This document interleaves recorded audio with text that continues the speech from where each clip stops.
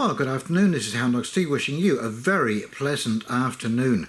And here is a quick update on the container rebuild.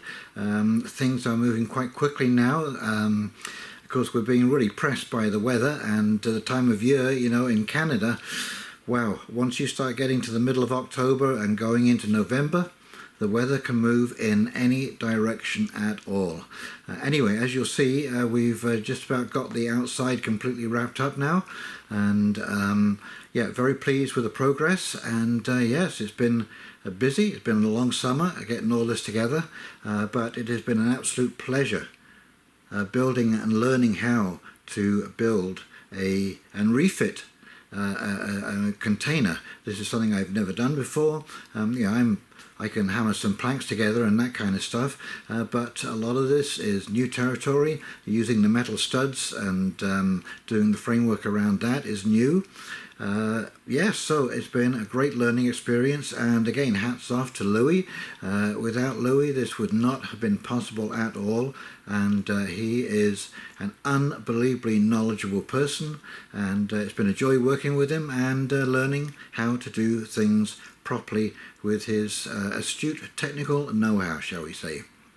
I'm sure there have been a lot more mistakes than there already has been.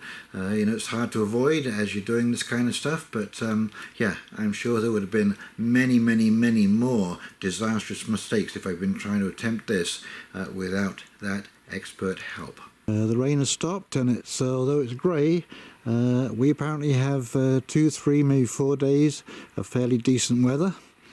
The first 4 sheets were put on wrong, so we had to take them off and start afresh, but it looks like it's going on really well now, and you can see the insulation going down underneath the metal roof, and hopefully we will get the bulk of it done by tomorrow. It may not be finished exactly, but the bulk of it will be done, and that will be a huge relief. In fact, it'll be a milestone, because that means that underneath everything will be fully protected now. The thing we did was we got the bottom layer of wrap around the building, finished off the fascia up there, or the sheathing up there. These sides will be finished sometime over next week and closed in, and then the next layer of wrap will go and slightly covered. It'll be about, I don't know, a foot and a half covering the bottom layer there. That'll all be taped, and that'll be it. That'll be the outside basically done. Windows have got to go in, of course, but I'm sure glad we decided to put some windows up high like that, because yeah, I think it would look kind of strange with just windows down here and all of that front. Yep, bit of a mess in here now. But what can you do? Those are the wires coming out. They will be in the walk-in closet that will be here. That's where the box is going to be, the main breaker box, and the main wire from power from outside coming in. So there's still lots left to do. Insulation to do on the inside, drywall, finish the electrics in here, put the plug sockets in, all that kind of stuff. But I truly cannot wait. As I say, where that door is down at the bottom, there will be a wood cook stove.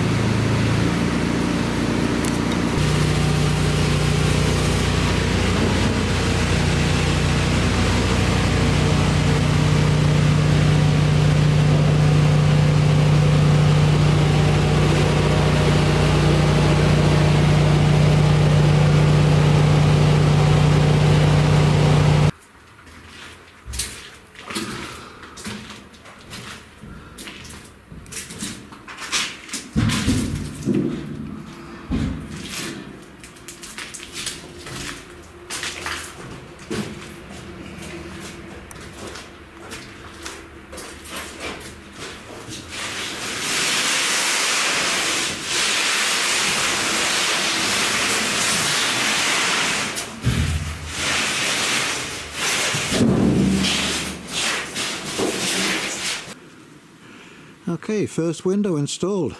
Look at that. That's going to make a big difference.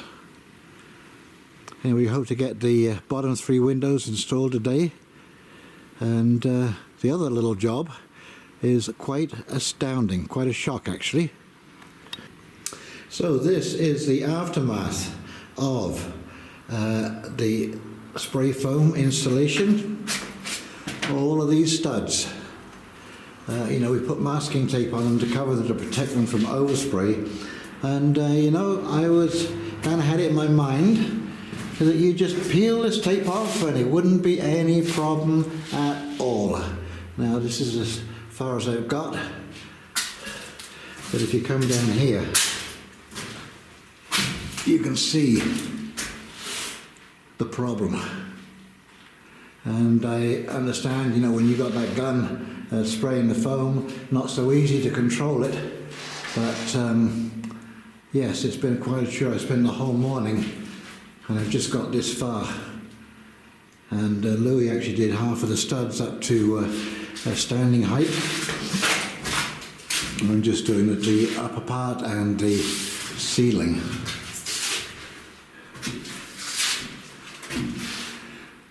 So yes, be aware when you're going to get spray foam put in. And also I would highly recommend you get a low tack masking tape. Okay, I was amazed how much that tape had stuck to those beams. I'm sure low tack would have helped quite a bit, but yes, you can. Now there's hardened up. You know, it's very hard to get off. Very hard to get off. I got a big scraper, a big wallpaper scraper, to get the worst bits off.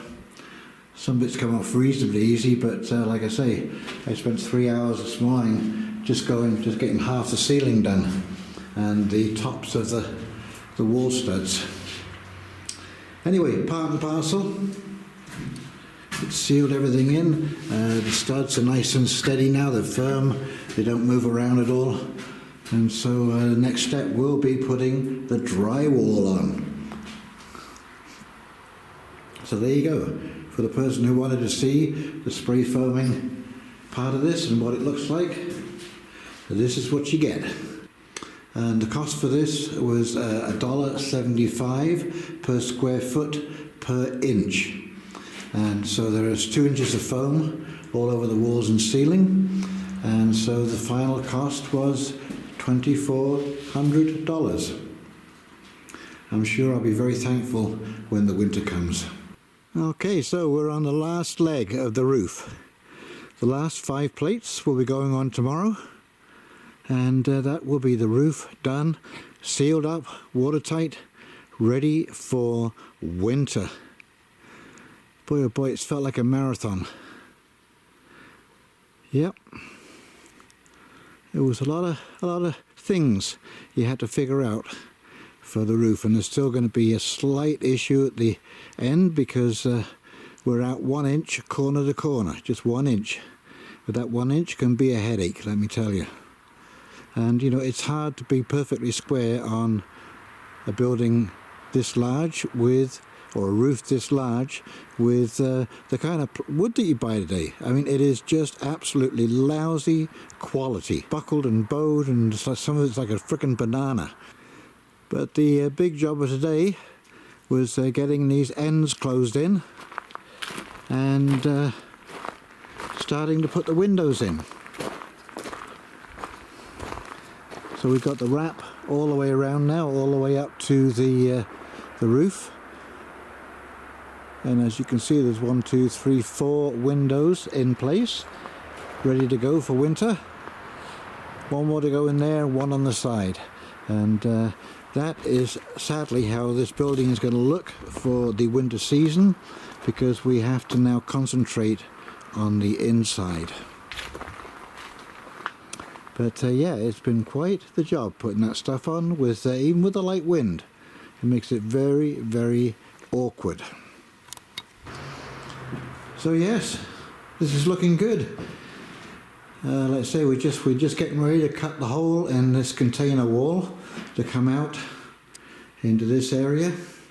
And we won't be hooking up the stove immediately, but we'll be getting it into the building, because we can't put the main door in until the wood stove is in, and the chunk of metal that's coming out of here for the opening into the kitchen and for the walk-in closet.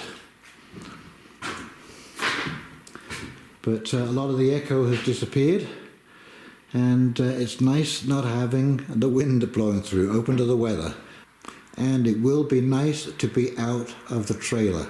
It has been very satisfactory so far, but you know, it still is a trailer after all. Those pipes are part of the drainage system for the septic, and I have 2 cord of split wood arriving early next week, and it's seasoned, luckily. Sometimes you can, when you're buying this time of year, you kind of got to take what's available, so it's nice to have it seasoned, and that should do me the entire year, or the entire winter. And there's still a couple of trees to come down. I can peck away at them, and you know, I remember when I was younger hearing about, I think it was Maxwell House was advertising that they freeze-dried their coffee, and I'm going, how can you freeze-dry something? But you know what? You cut wood in wintertime, in January, February, when it gets really cold, down to the minus 15s and 20s, and you'd be surprised how quickly that will dry out with the wind and the cold temperature. And I really do hope that this finds all of you in fine fettle. Of all my videos, these are the videos that I read and reply to every comment with some note or answering questions or so on and so forth. I don't always get the time to follow up on all of my other videos that I put up. Although I do scan through them, I don't always get the time to answer them all. So I apologize for that, and thank you for those who do leave comments. It's much appreciated, and your input is most welcome. And so, my fine feathered friends, there is only one thing left to say: be brave, stay calm, wait for the signs. And in the meantime, this is Houndog Steve signing off, wishing you a very pleasant afternoon, and we'll talk very, very shortly. See you now. Bye.